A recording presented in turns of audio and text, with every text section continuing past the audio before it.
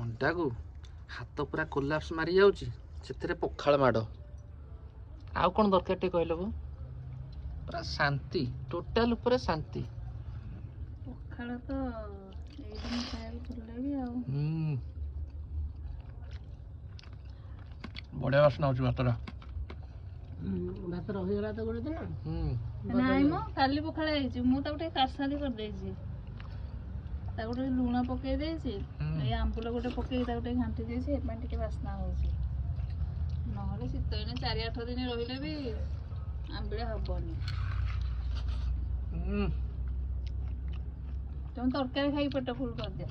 ବଢିଆ ଲାଗୁଛି। ଭଲ ଅଛି। ଭୋକ ହେଲାଣି ମତେ ବି ପ୍ରବଳ।